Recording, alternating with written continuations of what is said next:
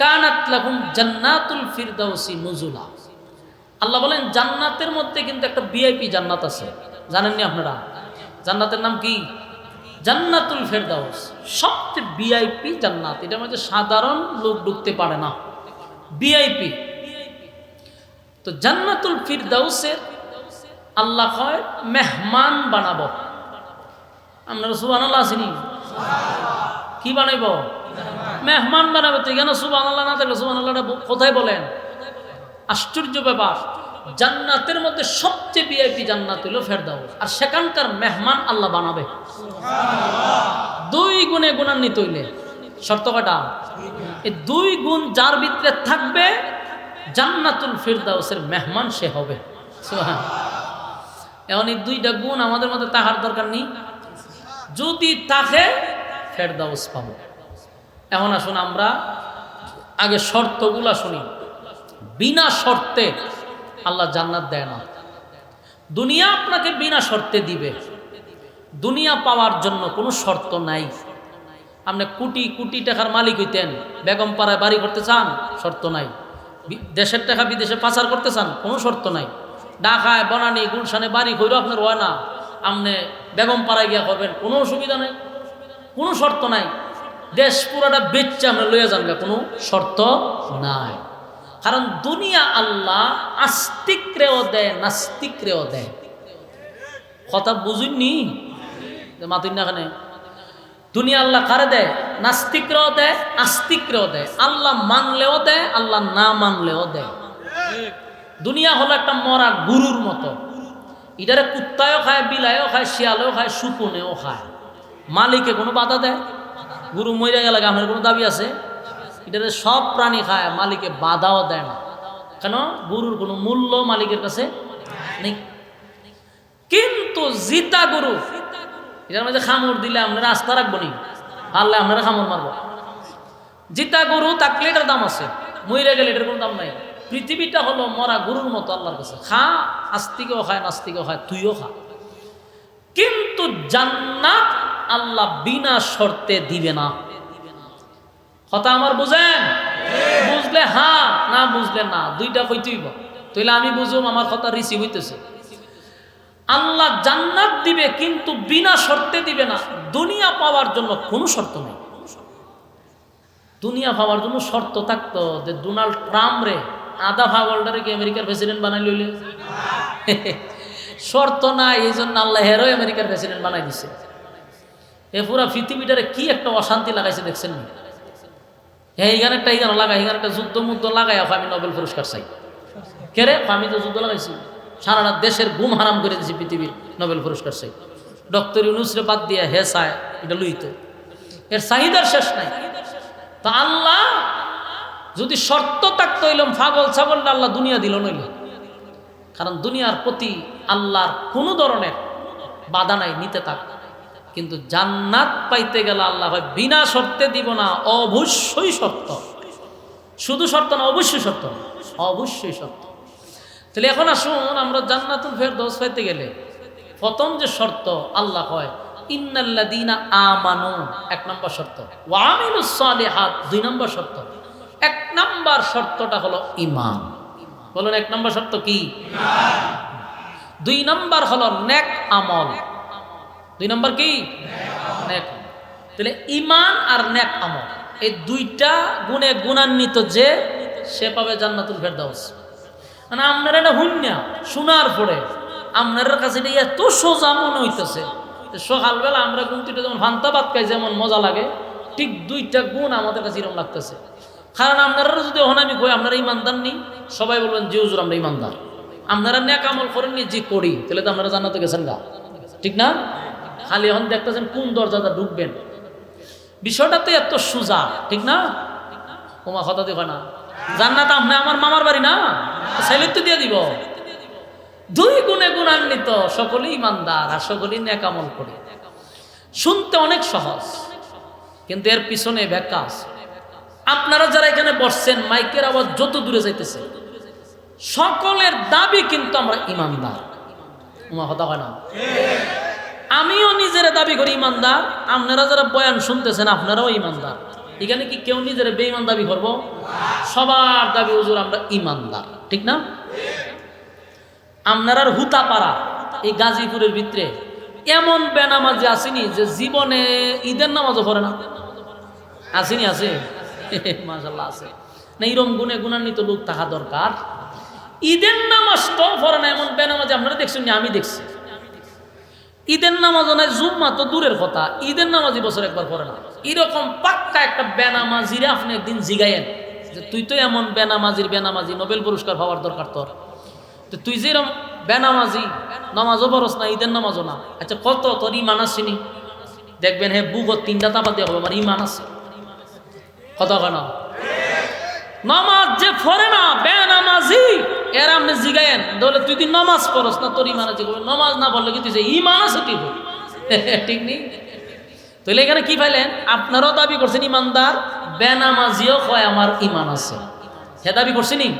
তাহলে বেনামাজিরও দাবি সে ইমানদার। সুদকুর আছেন আপনার এলাকা? সুদ করতে হয় বেশিরভাগ চাকরিজীবী যারা করে, এরা সুদ যারা খায়। তো সুদকুররা আপনি জিগায়েন, আরে ঘুষকুর হলো চাকরিজীবী, আর সুদকুর হলো গ্রামেও লাগায় নি। গ্রামে টেকা লাগাই আর লঙ্গি উপরে তুললা দেখবেন আটে খালি বেড়ার মতো, মাস শেষে টেকা তুলতো, কোনো কাজ নাই, লাভ আসে তুল্লা খায়, এরার নাম হলো সুদকুর। এরকম একটা সুদকুর আপনি জিগায়েন তো বলে ইমান আসেনি, সেও বুকতা পাতি হবে সুদ খেলে কি দিচ্ছে আমার ইমান ফাঁকা আছে। আমার কথা কানা ঘুষকুররে জিগাইলে ঘুষ খাইলে কি তুইছে ইমান আছে?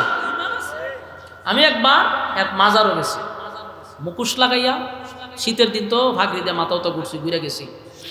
ওই মাহফিল আছেন আশেপাশে, কই যায় একটু বৃত্তিকা ঘুরে, এমনি তো আমার চিনলে উপায় নাই। তো মুহুক বাইন্দা গেছে আমার এক বন্ধুর সাথে, গিয়া দিই একটা জায়গা 8-10 জন বই রয়েছে, ইডি আবার ইটা টানে, ও মানে ধুমা উঠতেছে, মুস হলুদ হয়ে গেছে। আমরা এখানে বইছি, বইয়া দিহি মা বউ ধুমায় আন্দারি হয়েছে। জিগাইলাম যে খান ইমান আসেনি? এমন একটা লারা মারছে, তো ইমান ছাড়া এখানে বই রয়েছি, ইমান আছে দিকে তুই খাইতেছে, কারণ এটা খাইলে বলে এরা বাবা জাগা। এই বেচারা যখন কইছে আমার ইমান আছে, আমি আস্তে করে উঠে পড়ছি যে সব বনাস, আমার ওয়াজের একটা টপিক পাইছি আমি। এ যদি নিজের ইমানদার দাবি করে তার বেনামাজি তো দাবি করতো। তাহলে আমার এই ছোট্ট জীবনে আমি যা দেখলাম, কেউ নিজের বেঈমান দাবি করে না। আপনারা আমার কথা একমত নেই? তাহলে আমরা এতক্ষণে কি পাইলাম? বেনামাজিও হয় আমি ইমানদার, জেনাকুর যে জেনা করে সেও হয় আমি ইমানদার, সুদকুরেও হয় ইমানদার, ঘুষকুরেও হয় ইমানদার, সাদাবাজি যে করে হেও হয় আমি ইমানদার, জুলুম যে করে মানুষের উপরে হেও হয় আমি ইমানদার। তাইলে সব শ্রেণীর মানুষের দাবি হইল আমরা ইমানদার। এখন আসেন, টুপিওয়ালাও হয় ইমানদার, দাড়িওয়ালাও হয় ইমানদার, বক্তাও হয় ইমানদার, শ্রোতাও হয় ইমানদার, নেতাও হয় ইমানদার। দেখবেন নেতার পিছনে স্লোগান দেয় অমুক ভাইয়ের চরিত্র ফুলের চেয়েও আরো বেশি পবিত্র। আরে বাপরে বাপ, বাপরে বাপ, বাপরে কি পরিমাণ পবিত্র হয়েছে শরীরটা। এই বেচারারও ইমান আছে, জনগণেরও ইমান আছে, তাহলে বেঈমান তার কেউই না। কথা হই না দি, সবার ইমান আছে। এখন আসেন মূল কথা, জ্বর উঠে না আপনার গ্রাম মানুষে? জ্বর উঠে না? উঠলে ফার্মেসির থেকে যখন ডাক্তার আনে, ডাক্তার রান্না হয় যে স্যার দেখেন যেন আমার বাচ্চাটার জ্বর কতখান, তো একটা ব্যাগ থেকে একটা কলম বাইর করে, এটা বগলের নিচে ঢুকায়, এটার নাম হলো থার্মোমিটার। এটার নাম কি? থার্মোমিটার। এটা বগলের নিচে ঢুকাইয়া কতক্ষণ রেখে দেয়, কিছুক্ষণ পরে এটা টান দেয়া বাইর করে, বাইর করে হয় 160, সব বনাশ হয়েছে জ্বর। এই যে মেশিনটা দিয়ে মাপলো, এটার নাম কি? থার্মোমিটার। আচ্ছা কন্ত দেখি, আল্লাহ যদি ইমান মাফার মেশিন দিত, ইমান মাফার মেশিনটা যদি দিত, তাহলে আমি বক্তা ওয়াজ করার আগে স্টেজে উঠলে পরে সভাপতি তো ওয়াজ তো করবেন, পরে আগে বগলের নিচে একটু আলগি দেন, আলগিটা দিলে আমার এখানে ঢুকাই দিত একটা কাটি, কতক্ষণ রাখতে হতো কোনো রকম সহ্য ধরে হারিয়ে থাকেন, হারিয়ে থাকা ঠান্ডা বের করে তো ইমান দি জিরো। আপনি দেখছেন ওয়াজ করতেন, ইজ্জত লইয়া যাইবেন না বেজ্জত হয়ে যাইবেন?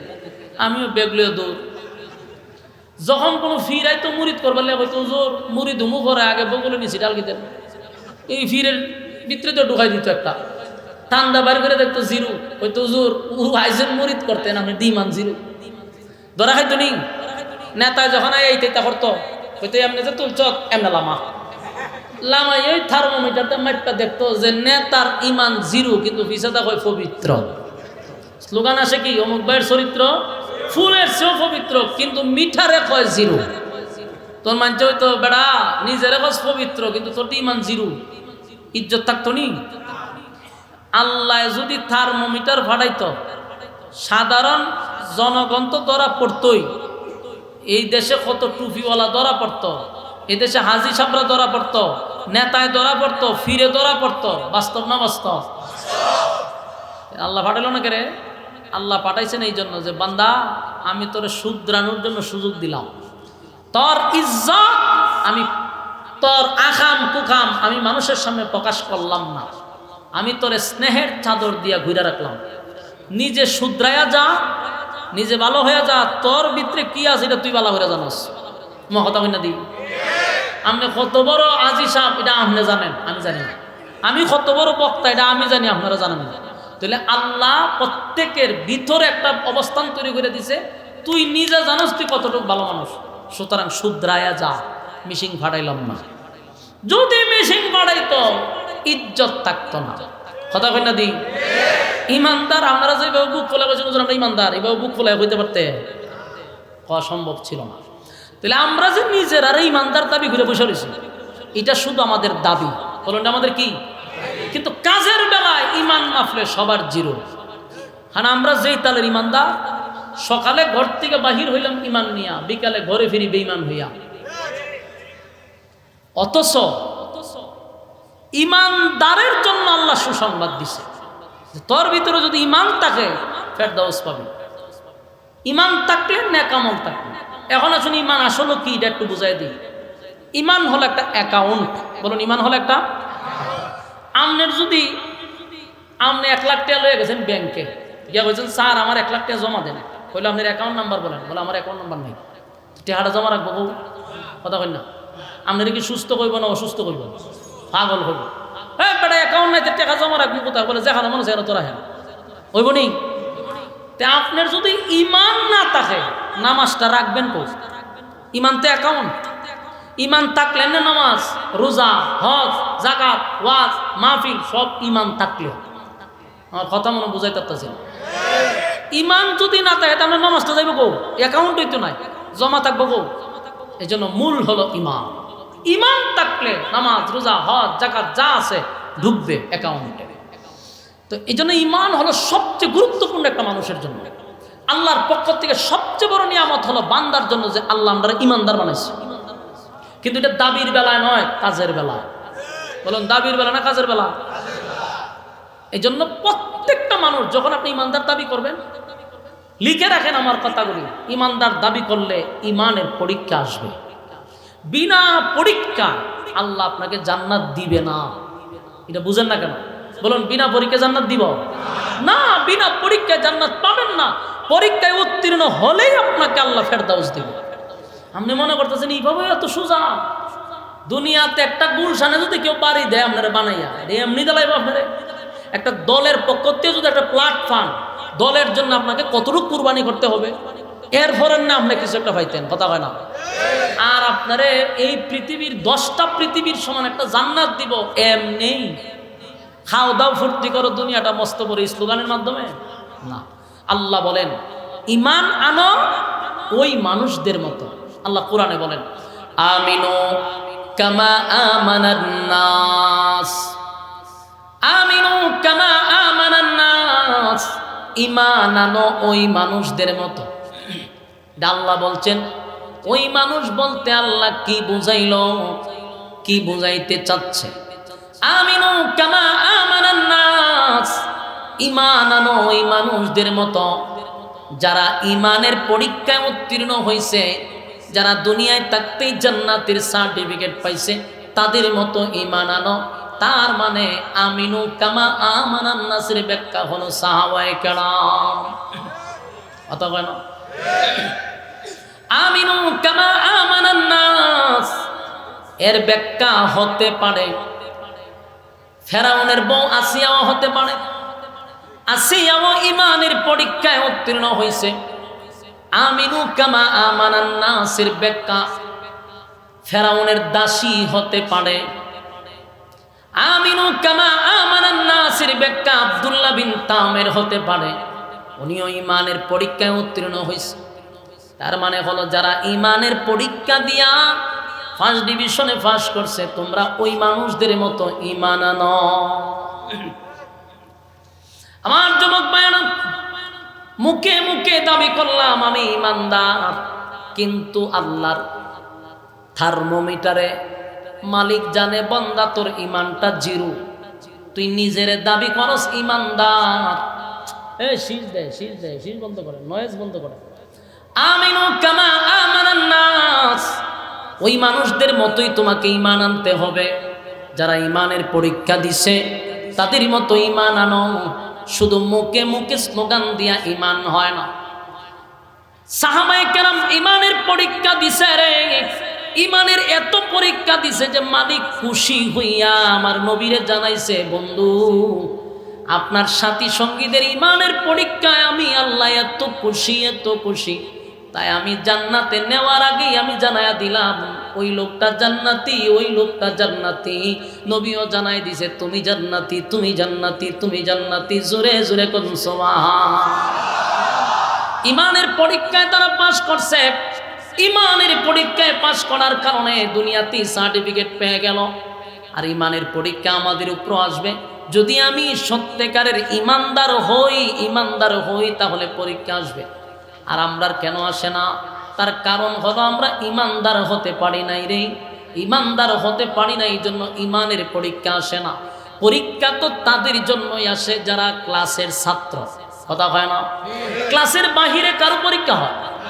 আপনি যে ক্লাসে পড়বেন ওই ক্লাসের ছাত্রর উপরে পরীক্ষা হয়। ক্লাসে যে পড়ে না, যে টুকায়, যে হিরঞ্চি, আর কি পরীক্ষা হয়? আল্লাহ বলেন যে ইমানদার আমি তার পরীক্ষা নিব। ইমানের বাহিরে যারা পরীক্ষার দরকার নাই, এটা তো ছাত্রই না। কথা হয় না? আমিনু কামা আমানান নাস, ইমান আনো ওই মানুষদের মতো। আমি গাজীপুরের ভাইদেরকে বলি ইমান আনতে হবে ওই মানুষদের মতো। মুখে মুখে স্লোগান দিলে হবে না। সাহাবীরা ইমানের পরীক্ষা দিছে। কেমন পরীক্ষা দিছে? কোন সাহাবীদের বুকের উপরে পাথর রাখছে, আর উপর দিয়া শাবক দিয়া বাইরে আর কয় ইমান ছাড়বি না জীবন দিবি? সাহাবীদের একটাই উত্তর, জীবন দিব কিন্তু ইমান দিব না। আমরার বুকের উপরে কি পাথর দেওয়া লাগবো? আমরা কি ভিড়ানি লাগবো? আমরারে 5 টাকা দিয়া রং চা খাওয়াইলেই ইমান ছেড়ে দেই। বিশ্বাস হয় না? 5 টাকার রং চার কাছে আমাদের ইমান বিক্রি হয় রে। এই যে একটা ইলেকশনের মৌসুম আসছে, এখন কত মানুষের ইমান 500 টাকা গুড়ায় বিক্রি হবে, কত মানুষের ইমান রং চার কাছে বিক্রি হবে। বিভিন্ন শাসটলে গিয়া দেখেন এখন খুব জমজমাট রমরমা। শাসটল গোলাতে মানুষের আনাগোনা বেশি। কতক্ষণ পরে পরে প্রার্থী যায়, কেউ গুরু মার্কা গিয়া হয় আমি গুরু আইছি, আমারে ভোটটা দিবেন। সবাই রংসা খাওয়া, জনমের মতো রংসা খাওয়ার পরে কয় বুট আপনার এই দিমু, চিন্তা করেন না। গুরু মার্কায় খুব খুশি, গুরু মার্কা চলে গেছে। কিছুক্ষণ পরে বৈশ মার্কাইছে। বৈশ মার্কায় কয় আমি বৈশ, আপনারা ভোট কারে দিবেন? সিদ্ধান্ত হয়েছে না রংসা না দুধ চা খাওয়া। জনমের মতো দুধ চা খাওয়াইছে। সবাই এক বাক্যে বলছে বুট তো আপনারই দেওয়া লাগে। বৈশ মার্কাও খুশি। কিছুক্ষণ পরে আবার ছাগল মার্কাইছে। ওই দিন বর করছে, ওই দিন বর করছে, ওই দিন বর করে নিছে। এরারে ফু দেন, আস্তাগফিরুল্লাহ করে ফু দেন, আয়াতুল কুরসি করে ফু দেন, বর করে নিছে। আল্লাহ বলেন ইমানের পরীক্ষা হবে। বলুন তো দেখি আমাদের সমাজে এই সিস্টেম আছে না নাই? গুরুর চা খাইয়া গুরু মার্কারে ভোট দিয়া দিছে, রং চা খাইয়া ভৈষরে ভোট দিয়া দিছে, আর ছাগল মার্কা গিয়া কফি খাওয়াইছে, এখন ছাগলে ভোট দিয়া দিছে। বলুন ভোট কয়টা দিছে? কয়জন রে? ইমান আছে না গেছে? এই সিস্টেমের মানুষ গাজীপুর আছে। তাহলে বাংলাদেশে আমাদেরকে বুকের উপরে পাথর তোলার দরকার নাই, চাবুক দিয়া মারারও দরকার নাই। যেই জাতির রং চা খাওয়াইলে ইমান বিক্রি করে, এর উপরে কিসের পরীক্ষা? এটা তো কোনো ক্লাসের ছাত্রই না, এর কি পরীক্ষা নিতে? এর ইমান আছে, এটার কোনো গ্যারান্টি আছে? ক্লাসই পড়তে হইছে না, আর কি এর পরীক্ষা? এই জন্য ইমানের পরীক্ষা হবে তাদের উপরে যারা ইমানের উপরে অটল। ইমানের পরীক্ষা হবে সাহাবায়ে কেরামদের উপরে ইমানের পরীক্ষা হইছে। এই দেখেন ফেরাউন কত বড় জালেম ছিল, কত বড় জালেম। কিন্তু জালেমের ঘরে তাইকা জালেমের বউ হইয়া আসিয়া কিন্তু ইমানদার। আমাদের গাজীপুরের মা বোনদের উদ্দেশ্যে আমি বলি, মা বোনেরা এই কথাটা একটু মনোযোগ দিয়ে শুনেন। ফেরাউন কিন্তু ভালো মানুষ ছিল না, পৃথিবীর সবচেয়ে বড় জালেম ফেরাউন। যেই ফেরাউন নবজাতক শিশু 90,000 নবজাতক শিশুরে জবাই করছে। নাউজুবিল্লাহ বাড়ি দিয়ে হইবে। আপনার কানে কি আমার আওয়াজ যায়? আওয়াজ নাই কেড়ে? 90,000 নবজাতক শিশু যেগুলা মার গর্ভবতী হালি বাড়িছে, এমন 90,000 শিশুরে জবাই করছে ফেরাউন না, তাহলে কত ভালো মানুষ। এমন জাহেল ফেরাউনের ঘরে আসিয়া ফেরাউনের সংসার করে যদি ঈমান আনতে পারে, শুধু ঈমান আনছে এমনটা নয় গো, পৃথিবীর 4 জন মহিলা, বিখ্যাত 4 জন মহিলা, শ্রেষ্ঠ 4 জন মহিলার মধ্যে একজন হলো আসিয়া। দুনিয়ায় থাকতে জান্নাত আল্লাহ দেখাইছে, বাড়ির দিয়ে সুবহানাল্লাহ। আমি আমার মা বোনদের উদ্দেশ্যে এটাই বলতে চাই, ফেরাউনের চেয়ে আপনার স্বামী কিন্তু এতটা খারাপ না। না, মহিলারা অনেক সময় আমাদেরকে অভিযোগ দিয়ে, হুজুর বেড়া বালা না, বেড়া খুব খারাপ, বেড়ায় জ্বালায়, বেড়া খুব খারাপ। আমি বলতে চাই, আপনার বেড়া কি ফেরাউনের চেয়ে খারাপ? ফেরাউন তো মানুষ হত্যা করে, ফেরাউন মানুষের প্যারাক মারত, প্যারাক খাড়ের সাথে কিতা মারে, প্যারাক মারে, ফেরাউনে ফেরাক মারত। এই ফেরাউনের ঘরে তাইকা যদি আসিয়া পৃথিবীর 4 জন মহিলার মধ্যে একজন হতে পারে, মাগো আপনার স্বামী কিন্তু ফেরাউনের চেয়েও খারাপ না। ফেরাউনের ঘর থেকে আসিয়া ঈমান আনছে, মুসা নবীরে নবী হিসাবে মানছে, সুবহানাল্লাহ। ফেরাউনের ঘর 4টা মাইয়া ছিল, এর কোনো ভোলা ছিল না। 4টা মাইয়ার 4টা দাসী ছিল। মায়াগুলির দেখভাল করত, তাদের কাপড় চোপড় গোছায়া দিত। একদিন মাইয়ার মাথা আশ্রাইতে গিয়া চিরুনি মাটিত পড়ে গেছে, বিসমিল্লাহ কইরা এটা উঠাইছে। মাইয়ায় কয়, ঘটনা কি? কার নাম তুমি নিলা? বলে, আমার রবের নাম নিচ্ছি। মাইয়ায় কয়, আমার বাপ ছাড়াও কি আরো রব আছে? কারণ ফেরাউন তো দাবি করে নিজের কি খুদা দাবি করে। মাইয়ায় কয়, আমার বাপ ছাড়াও কি খুদা আছে নাকি? বলে, হ, তোর বাপ কোন অ্যাঙ্গেলে খুদা? তোর বাপ একটা বৈষ্ণব, তোর বাপ হইল একটা জালেম। মাইয়ায় চৌকের পানি সাইরা বাবার কাছে গিয়া কয়, আব্বা, আপনি জানি গোটা দেশের মানুষ আপনারে খুদা মানে, সবাই আপনারে রব বলে ডাকে। বলে, হ, কিন্তু আমাদের ঘরের দাসী আপনারে খুদা মানে না, তার নাকি খুদা আছে। তেরা অন্য হয় সর্বনাশ, মহিলারে গ্রেপ্তার করো। মহিলারে গ্রেপ্তার কইরা কয়, এই মহিলা, আমার খাস আমার বেতন নেস, আমারে বলে খুদা মানুষ না? বলে, না। বলে, সর্বনাশ করে দিছে, আমারে খুদা মানুষ না, কারণ কি? বলে, কোন অ্যাঙ্গেলে তোরে খুদা মনে হয় না, তুই কোন অ্যাঙ্গেল দিয়ে খুদা খোঁজায়? সারা দেশের মানুষ মানে, মানুক, আমি তোরে মানি না। কেন মানুষ না? হয় খোদা যিনি হবে, যিনি রব হবে, তিনি চিরঞ্জীব, ওনার কোনো মৃত্যু নাই, কথা হয় না। যিনি রব হবে, তিনি কারো কাছ থেকে জন্ম নেয় না, কাউরে জন্ম দেয় না। তুই জন্ম নিছ, জন্ম দিছ, তুই খুদা হস কেমনে? আর যিনি খুদা হবে রে, তার ঘুম নাই, তার খাওন নাই, তার তন্দ্রা নাই। তুই জনমের মতো খাস, জনমের মতো গাদার মতো ঘুমাস, তোরে কেমনে খুদা মনে করি? আল্লাহ না বলছে, লাম ইয়ালিদ ওয়া লাম ইউলাদ, আমি কারো কাছ থেকে জন্ম নেই নাই, কাউরে আমি জন্ম দেই নাই। ওয়ালাম ইয়াকুল লাহু কুফুয়ান আহাদ, আমার সমকক্ষ সমতুল্য আর কেউ নাই। কথা ঠিক নেই।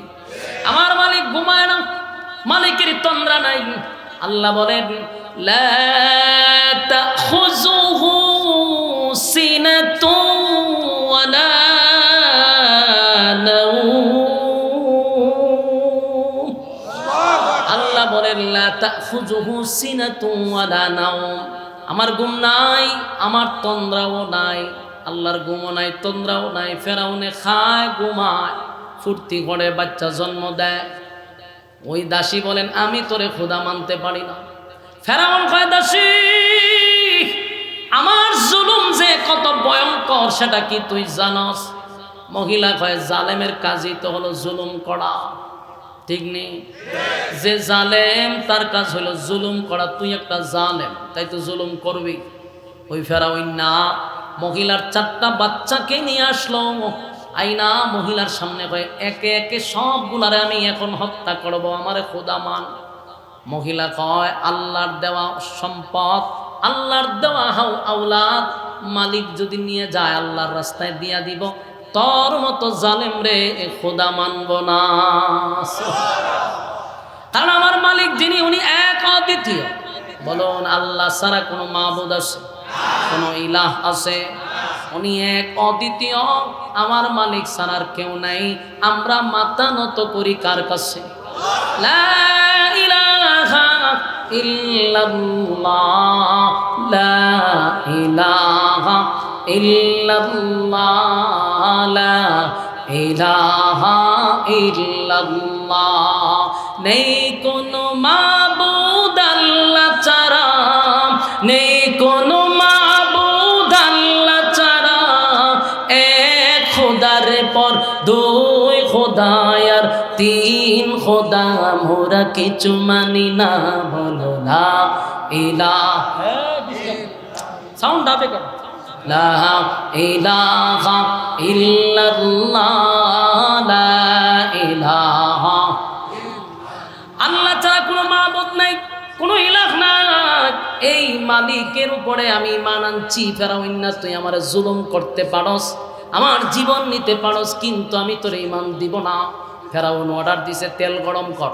তেল গরম করছে, একটা বাচ্চাকে তেলে ছাইরা দিছে রে। বলুন তো দেখি, আমার বাচ্চা আপনার বাচ্চা, আপনি আমার সামনে যদি একটা জ্বলন্ত তেলের মধ্যে আমার বাচ্চাটাকে ছেড়ে দেয়, আল্লাহ ভালো জানে আমাদের ইমানের অবস্থা কি হবে। কথা হয় না? বেনাগিরি তো করি আমরা ইমানদার।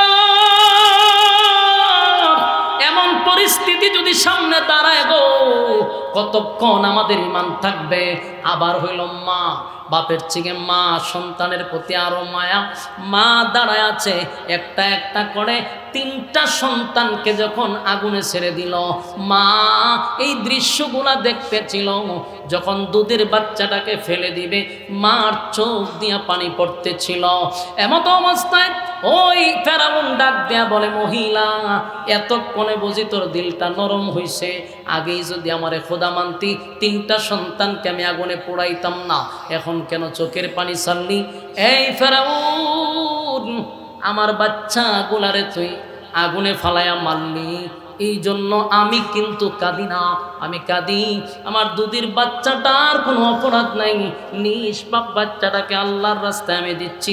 আমি আমার বাচ্চার জন্য চোখ দিয়া অজান্তেই পানি আসছে, মৃত্যুর জন্য আমি কান্দি না। এমনি আল্লাহ রাব্বুল আলামিনের পক্ষ থেকে এই বাচ্চার জবান আল্লাহ খুলে দিছে, চিৎকার দিয়া কোন সুবহান। বাচ্চা ডাক দিয়া বলে, মা গো, চোখের পানি মুছো গো মা, এই জাহেলের পাল্লায় পড়বা না। আমি তোমারে বইলা গেলাম, আগুনে পড়তে দিরি, আল্লাহর তরি জান্নাতে যাইতে দিরি নাই। মহিলার ইমানি জজবা আরো বাইরে গেছে, আর কোনো চিন্তা নাই। তবে মৃত্যুর আগে ফেরাউন জিজ্ঞাসা, তোর কোনো চাহিদা আছে? বলে, আমার একটা কথা রাখবি ফেরাউন, আমারে যখন তুই হত্যা করবি আমি শাহাদাত বরণ করতে রাজি, কিন্তু একটা আবদার তোর কাছে, আমার এই কথাটা রাখবি, আমার সন্তান আর আমার হাড্ডিগুলা এক জায়গায় একটা গর্তের মধ্যে রাখবি, কবর দিবি, আমার সন্তান এবং আমার শরীরের অংশটুকু এখানে এক জায়গায় রাখবি। ফেরাউন কয়, বুঝলাম, কিন্তু কেন? মহিলা কয়, কিয়ামতের কঠিন ময়দানে যারে যেখানে কবর দেওয়া হবে সেখান থেকে আল্লাহ দাঁড় করাবে। কথা হয় না? হুতাপাড়ার মানুষ যেখানে কবর দেওয়া হবে তারে সেখান থেকে আল্লাহ ডাক দিলে এখান থেকে উঠবে। হবিগঞ্জের মানুষ হুতাপাড়ায় আসবে না, হুতাপাড়ার মানুষ হবিগঞ্জে গিয়া দাঁড়াবে না, যারে যেখানে কবর দেওয়া হয়েছে ঠিক ওই জায়গার থেকে হাসরের মাঠে দাঁড়াবে। সুবহানাল্লাহ। মহিলা বলে, কিয়ামতের কঠিন ময়দানে আমি যেন আমার সন্তানগুলাকে লইয়া এক জায়গার থেকে দাঁড়াইতে পারি, আমার মালিকের সামনে যেন বলতে পারি, মালিক আপনার জন্য ইমানের জন্য আমি আমার সন্তান নিয়ে আপনার সামনে দাঁড়াইলাম। ফেরাউন কথা রাখছে। এই কথাগুলি ফেরাউন আসিয়ার কাছে গিয়া গর্ব কইরা বলছে। আসিয়া শোনার পরে কয়, তুই জালেম, এই জন্য তুই মানুষের উপর তুই জুলুম করস, তুই জালেম তাই তো জুলুম করস। বউ আমার খায় আমার পড়ে, কিন্তু দেখছো দাসী আমারে খোদা মানে না, এই জন্য মাইরা বলাইছি। আসিয়া হয় তোরে তো খোদা আমিও মানি না। এখন ফেরাউনের মেজাজটা গরম হয়েছিল। ফেরাউন না কয়, আমার চান্দি পুরা গরম, খোদার বউ যদি খুদিয়ে খোদা মানে না, আমি খোদা তুমি খুদি, এমন কথা তোমার কাছ থেকে শুনতে চাই না। বউ আমার কাছে বলছো, সাবধান, এই কথা বইল না, আমারে খোদা না মানলে পরিস্থিতি ভয়ানক হবে। আসিয়া কয়, তোরে আমি কোনোদিন খোদা মানি নাই, আমি আমার ওই রবের উপরে ঈমান আনছি যেই রবের উপরে ওই দাসী ঈমান আনছে। সুবহান, আমি মুসার আল্লাহর উপরে ঈমান আনছি। হ্যাঁ ফেরাউন, তোরে খোদা মানি না। ফেরাউন্নার সান্দি গরম। ফেরাউন্না কোনো সিদ্ধান্ত নিলে নিজে নিজে নিত না। এর একটা বন্ধু আছে হামাইন্না, এর সাইমসা। দেখবেন এই পৃথিবীতে যত নেতা আছে, নেতা কিন্তু এত খারাপ না, সাথে যে সাইমসাগুলি তাহিরি বদমাইশ তাহিরি, ঠিক নেই? যত নেতা আছে দেখবেন নেতার সাথে যে সাইমসাডি তাহিরি নেতার থেকে 1000 গুণ বড় বদমাস। আর যত সমস্যা হয় সাইমসার কারণে হয়। ফেরাউন্না এতটা খারাপ ছিল না হামাইন্নার মতো, যত বুদ্ধি নিত হামাইন্নার কাছ থেকে গিয়া হয়, দুস্থ দরবার তো লাগছে বলে কি আমার ঘরের খুদিয়ে আমারে খুদা মানে না। এখন এই লজ্জা আমি কই রাখি ক, ওই বন্ধু বুদ্ধি দিছে, দুস্থ একটা কাজ কর, আসিয়ারে শাস্তি দে। ও কি শাস্তি দিব? আসিয়ারে মানুষের সামনে উলঙ্গ করে দে। নাউজুবিল্লাহ। দেখছেন নি কি বুদ্ধি দিছে? সাইম সাহেব বুদ্ধি দিছে। খোদার বউ তোর খোদা মানে না, তাহলে তারে শাস্তি দে, মানুষের সামনে উলঙ্গ কর, লজ্জায় তোরে খোদা মানবে। ওইটা বালা বুদ্ধি দিছস, এটা বলে বালা বুদ্ধি। ওই ফেরাউনের যেমনি বুদ্ধি দিছে, আসিয়ারে ধরছে, গ্রেপ্তার করছে। আসিয়ারে কয় খোদা মানবি? আসিয়া কয় না। আসিয়ার কাপড় সরাইয়া দেওয়া শুরু করলো। আসিয়া একটা চিৎকার দিয়া বলে, মালিক, ইমানের জন্য, ইমানের হেফাজতের জন্য এই জালেম আমার ইজ্জত নষ্ট করে দিতে চায়। আল্লাহ, এতগুলা মানুষের সামনে এই ফেরাউন আমার ইজ্জত নষ্ট করে দিল গো। ফেরাউনের বউ আসিয়া চিৎকার দেয় আর বলে, আল্লাহ আপনি আমার ইজ্জতের হেফাজত করেন, আমার ইমানের উপরে অটল থাকার তৌফিক দেন। ফেরাউন উলঙ্গ করার পরেও আসিয়া ফেরাউনারে মানে না। আবার গিয়া কয়, দুস্তরে আসিয়া তো আমার মানলো না, উলঙ্গ করলাম তাও মানে না। কয়েক কাজ কর, আসিয়ারে প্যারাগ মার, প্যারাগ মাইরা শরীরের চামড়াগুলি সব তুলে ফেল, দেখবি তোরে খোদা মানব। নাউজুবিল্লাহ। জীবন্ত মানুষ, জীবন্ত মানুষের চামড়া যদি তুলে ফেলা হয়, বুঝেননি কেমন অবস্থাটা হবে? আমার যুবক ভাইরা, আল্লাহ বলেন, আমিনু কামা আমানান নাস, আমিনু কামা আমানান নাস। ঈমান আনো ওই মানুষদের মতো যারা ঈমানের পরীক্ষা দিছে। আসিয়া হতে পারে, আসিয়া ঈমানের পরীক্ষা দিছে, ঈমানের পরীক্ষা দিছে।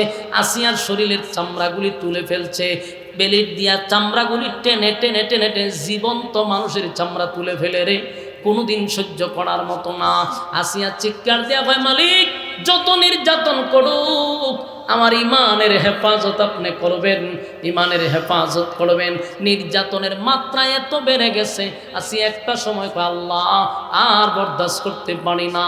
আমার শরীরে কোনো কাপড় রাখে নাই, আমার শরীরের চামড়াটুকু রাখে নাই, মালিক রে আর সহ্য করতে পারি না, আপনি আমার নিয়ে যান, আপনার কাছে নিয়ে যান, আপনার পাশে আমার একটা ঘর বানায়া দেন, আমার একটা ঘর বানায়া দেন।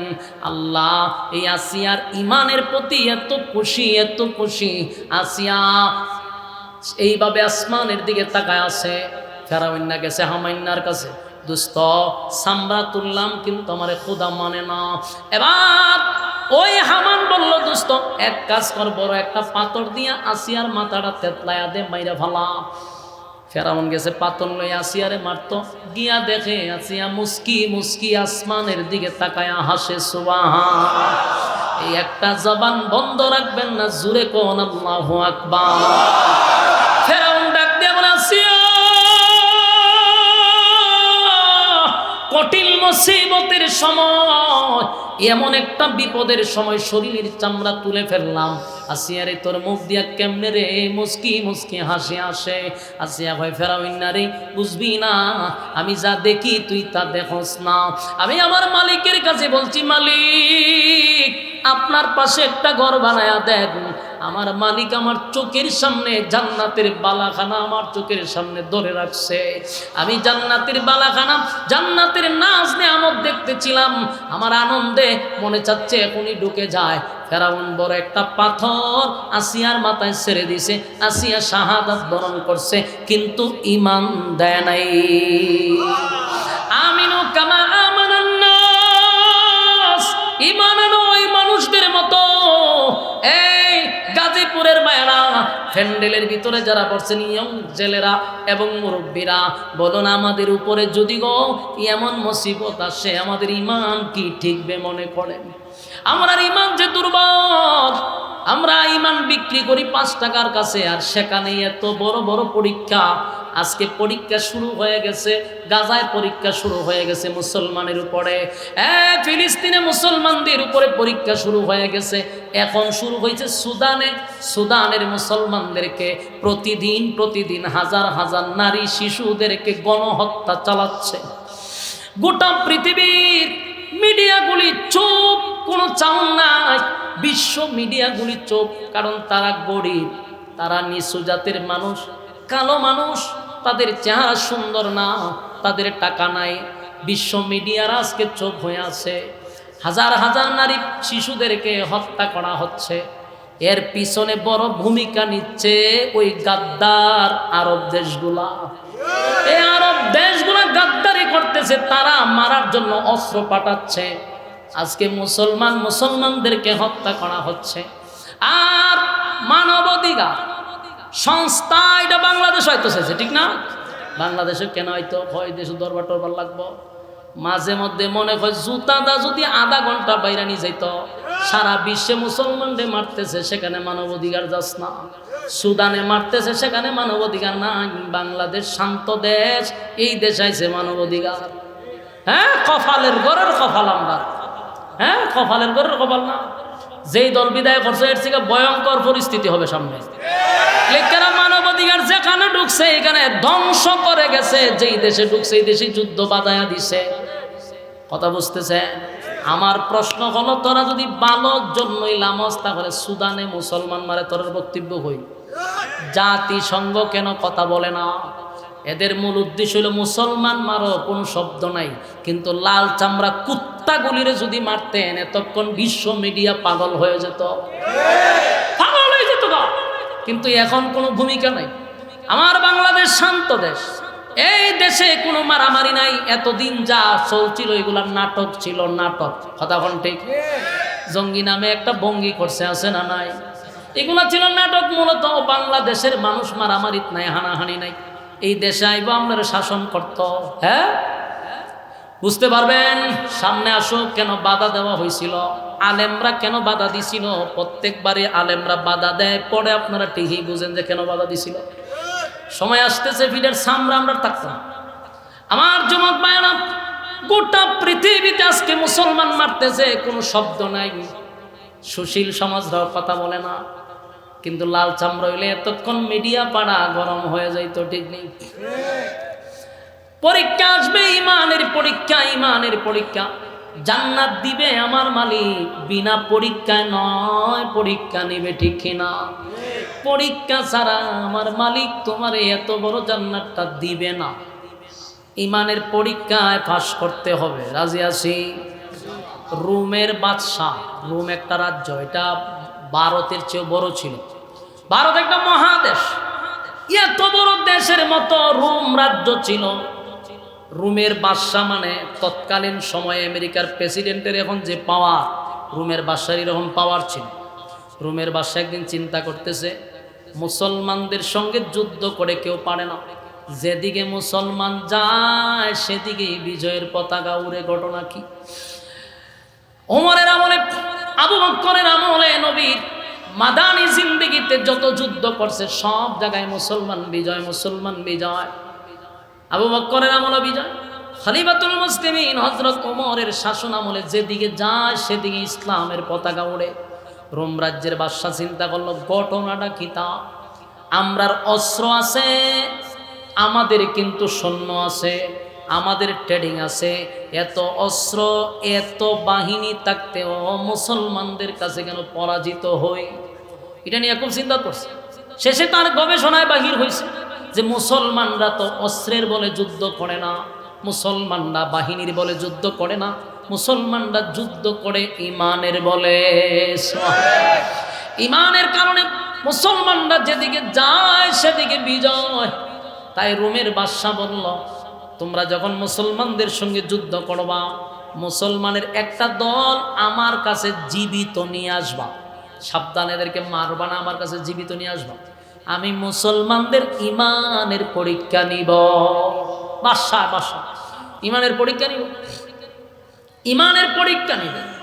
ঘটনাক্রমে যুদ্ধের ময়দানে একটা গ্রুপ মুসলমানের বেঈমানের হাতে আটকা পড়ে গেছে, রোমের বাদশার কাছে নিয়ে গেছে।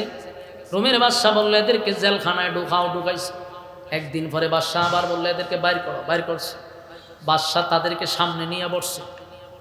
রোমের রাজ্যের যারা বাহিনী ছিল তারা মনে করছে বাদশা মনে হয় মনে হয় অর্ডার দিবে সবাইকে হত্যা করার জন্য, কিন্তু দেখা যায় বাদশার মেজাজটা খুব ভালো। বাদশা বলেন, মুসলমানদের এই যে তোমাদের বাহিনী, এর মধ্যে তোমাদের মধ্যে নেতাকে, এই টিমের নেতাকে? একজন সাহাবী হাত তুলে বললেন, আমি হলাম মেয়েদের মধ্যে নেতা। তখন বললেন, তুমি আসো, তোমার সাথে কথা বলবো। আব্দুল্লাহ বিন হুযাফা নামক একজন সাহাবীকে ডাক দিয়া বাদশার সামনে বসাইছে। বসায়া বলল, তোমার চেহারা সুন্দর, বডি বালা, সুরত বালা, তুমি জ্ঞানী, এমন একটা দলের সাথে তুমি সম্পর্ক, যেই দলের অস্ত্র নাই, যেই দলের বাহিনী নাই, যেই দলের পেটে খাবার নাই, পোশাক নাই, এমন দলের সাথে তুমি কেন গিয়া ঢুকলা? তুমি আমার দলে আসো, আমি তোমারে রাজার হালতে রাখবো। ভালো কইরা বাদশায় বুঝাইতেছে আর বলতেছে, শোনো, তোমারে দেখার পরে আমার বড় ভালো লাগছে, আমি চাই তোমার সঙ্গে একটা সুসম্পর্ক আমার তৈরি হোক। কথা কি বুঝতেছেন? পরীক্ষা চলতেছে। বাদশা কয়, তোমার সাথে আমার একটা সুসম্পর্ক দরকার, কিন্তু সুসম্পর্কটা কিভাবে করবো? মাঝখানে একটা বাধা, তুমি মুসলিম, আমি অমুসলিম, এই বাধার কারণে তোমার সঙ্গে আমার সুসম্পর্ক হয় না।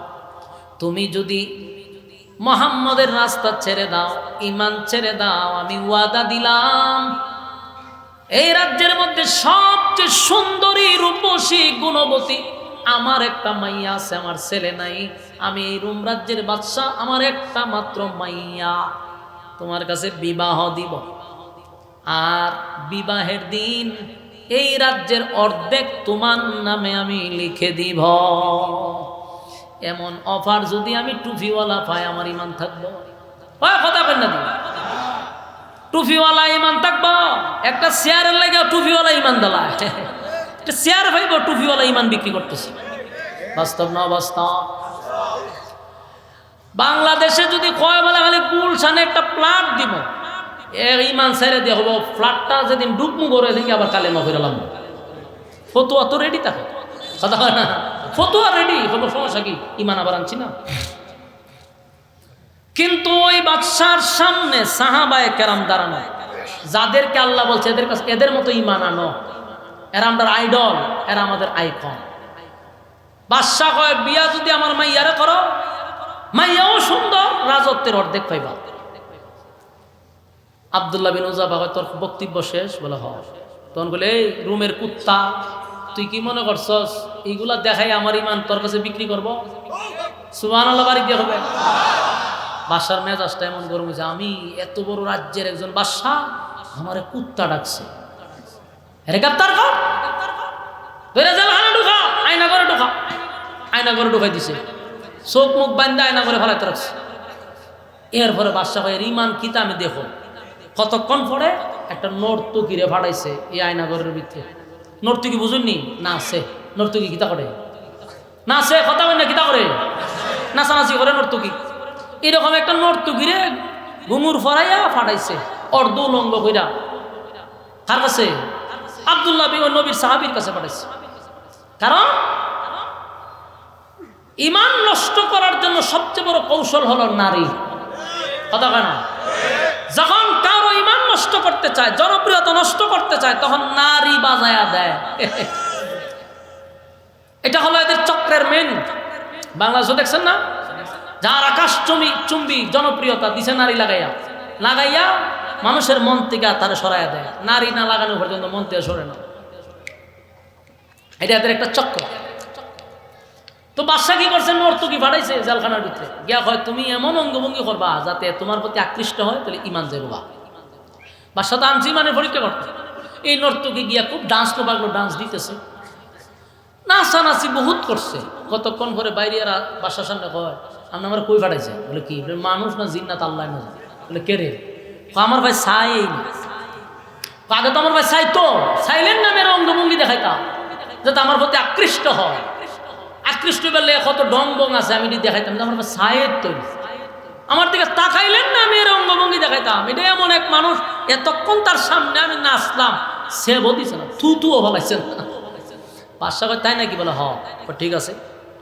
পরে অর্ডার করছে, তারে খানাও দিবা না, পানিও দিবা না। নাউজুবিল্লাহ।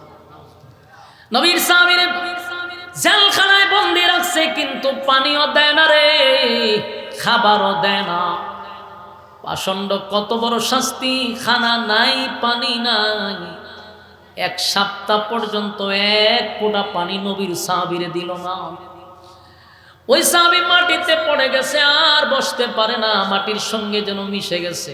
বলুন তো দেখি, 1 সপ্তাহ না খাইলে আপনার অস্তিত্ব থাকবো?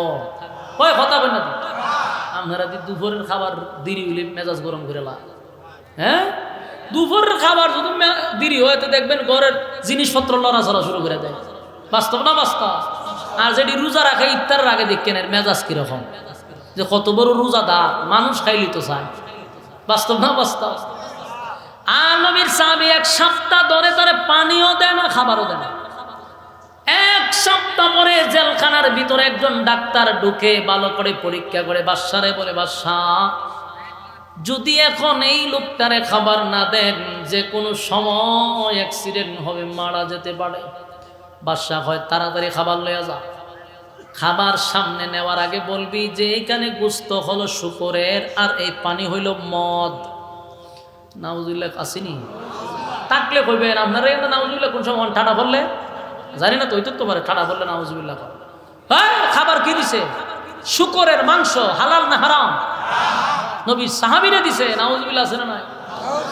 খাবার দিছে শুকরের মাংস, আর হইল পানির বদলে মদ দিছে।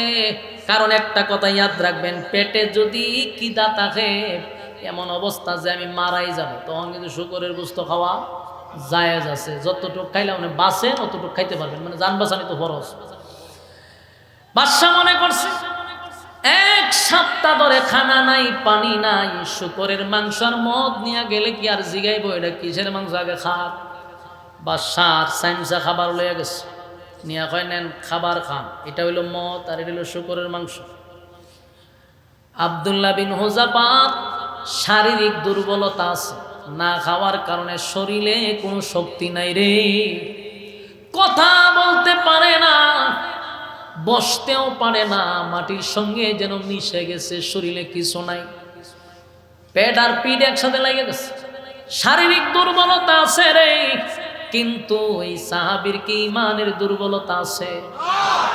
যেই মাত্র বলছে শুকরের মাংস আর হইল মদ, ওই সাহাবী এমনি কথা বলতে পারে না, কিন্তু ইশারা দিছে নিবি না, লাত দিয়া ভালাই দিব। সুবহানাল্লাহ। হ্যাঁ, এগুলা নিবি না, তোর বাদশার উপরে উড়াইয়া ফেলামো বেড়া, নাফাক জিনিস লই আইছস।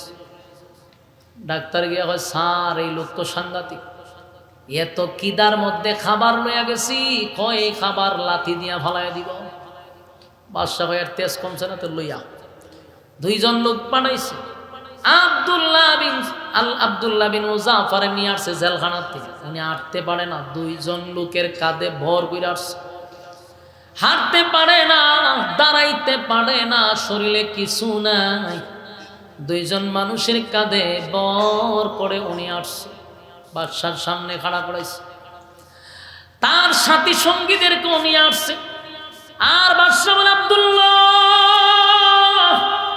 এত সুযোগ তোমারে দিলাম, চেহারা সুন্দর ছিল, এখন দেখো তোমার অস্তিত্ব নাই, তোমার চোখগুলা গাতায় চলে গেছে, বুকের হাড্ডি বাহির হয়ে গেছে, পেট আর পিঠ লেগে গেছে, তোমার ভঙ্গি বালানা, তুমি নিজেই হাঁটতে পারো না। আব্দুল্লাহ শুন, এখনো যদি তুই রাজি হস, আমি এখনো রেডি, আমার মাইয়াও বিয়া দিমু, রাজত্বের অর্ধেকও দিমু, এখনো সময় আছে, আমার কথায় রাজি হয়ে যা। আব্দুল্লাহ কথা বলতে পারে না, কিন্তু ডাক দেয়া হয়, এই রুমের কুত্তা, আমি আমার মালিকের উপরে ঈমান আনছি, তামাম পৃথিবী আমারে দিলেও আমার ঈমান তুই কিনতে পারবি না। এই একটা জবান বন্ধ রাখবেন না, আল্লাহু আকবার। আরো জোরে কোন আল্লাহু আকবার। এই ঈমানের আওয়াজ দিয়ে বলেন আল্লাহু আকবার। এই আল্লাহ বলেন, আমিনু কামা আমানান নাস, ঈমান আনো ওই মানুষদের মতো। ওই মানুষ কারা? নবীর সাহাবী। আব্দুল্লাহ বিন হুযাফা বলেন, এ বাদশা শুন, তামাম পৃথিবী যদি আমার কাছে দিয়া দেস, কসম খোদার, আমার মালিকের ঈমান, মালিকের উপর থেকে বিন্দু পরিমাণ ঈমান সরাইতে পারবি না। বাদশার মেজাজ গেল গরম হইয়া, এত নির্যাতন, এত টর্চারিং, এত কিছু করলাম, মাগার ঈমান দেয় না। এবার বলল, বড় একটা ডেস্কির মধ্যে তেল গরম করো। বিশাল ডেক্সির মধ্যে তেল গরম করলো, আপনারা যেমন মাছ ভাজি করেন ওই রকম তেল গরম করলো। এবার বাদশা অর্ডার দিল, এদের মধ্যে একজনকে তেলে ভাজি কর। সাহাবী একজনকে দইরা নিয়ে তেলের মধ্যে ছেড়ে দিছে। মিনিটের ভিতরেই শরীরটা যেন একটা বাজা মাছের মতো হয়ে গেছে, আড্ডিগুলা শরীর থেকে গোস্তগুলা ছেড়ে দিছে। আমার যুবক ভাইরা, এই দৃশ্য সাহাবায়ে কেরামদের সামনে বাদশা গঠাইল। অনেক সাহাবীরা তাকায়া দেখতেছিল, আরেকজনকে তাফা দিয়া ধরছে, দইরা দইরা ওই তেলের মধ্যে যখন সারা হইছে, বাদশা কয়, আব্দুল্লাহ রে, তাকায়া দেখ, তোর সাথীদেরকে আমি ধরে ধরে তেলে বাজি করতেছি, তোরও এইভাবে বাজি করব, এখনো সময় আছে, কালেমা পড়, কালেমা ছেড়ে দে, কালেমা ছেড়ে দে। আমারে বাদশা, আমারে তুই খুদা মান, অথবা আমার রাজ্যটা তোরে দিয়া দিব, মুহাম্মদের সাথী সঙ্গীদেরকেও ছেড়ে দিব, তোরে আমি আমার জামাই বানাইয়া আমার রাজত্ব তোরে দিয়ে এখানে বসায় রাখবো, আমার এই অফারে রাজি হ। আবার আব্দুল্লাহ বিন হুযাফা বলেন, আমি তোর মতো একটা কুকুরের কথায় আমার নবী এবং আমার সাহাবীরা, নবীর সাহাবীরা কোনোদিন ঈমান ছাড়বে না। বাদশা এবার মেজাজ গরম করে কয়, হেরে দর, তারপর আব্দুল্লাহরে হাতে পায়ে বেঁধে তারপরে তেলের সামনে নিয়ে দাঁড় করাইছে। দাঁড় করাইয়া আবার তেলে ছেড়ে দিবে। আব্দুল্লাহ বিন হুযাফার চোখ দিয়া পানি পড়া শুরু হয়ে গেছে। বাদশা কয়, সাবধান, তারে ভালাইস না, দিলটা নরম হইছে। দৌড়াইয়া বাদশা গিয়া কয়, এবার আব্দুল্লাহ, আমি তোরে অফার দিলাম, আমি তোরে এতগুলা শর্ত দিলাম, তুই মানলি না, কাপুরুষের মতো মৃত্যুর ভয়ে এখানে দাঁড়ায় দাঁড়ায় কান্দাস, দিলটা কি তোর নরম হইছে? ক, এখনো সুযোগ আছে। আব্দুল্লাহ বিন হুযাফা বাদশার মুখে থুতু মারছে, নাউজুবিল্লাহ, জনমের শেষ করছে। পাগলের ভাগ, আমার সাথীদেরকে আগুনে জ্বালাইছিস, আমি কি তোর মরণের বয়ে খান্দি? তোর মনে হয়? সুবহানাল্লাহ, সুবহানাল্লাহ। বাদশার তো কপাল চোখ উঠতেছে, কি দেখো, হয় আমি মরণের বয়ে কান্দি না, তো কান্দে কান্দস, আমি কান্দি, আমার জীবনটা বড় অল্প, এই অল্প বয়সে আমি আমার মালিকের জন্য, দিনের জন্য, ইসলামের জন্য কিছুই করতে পারলাম না, আমি আমার মালিকের জন্য কিছুই করতে পারি না, আর আমার অল্প বয়সে আমি আল্লাহর জন্য জীবন দিব, কিন্তু আমি তো একবারই জীবন দিব, আর তো ফিরে আইসা আর একবার জীবন দিতে পারবো না।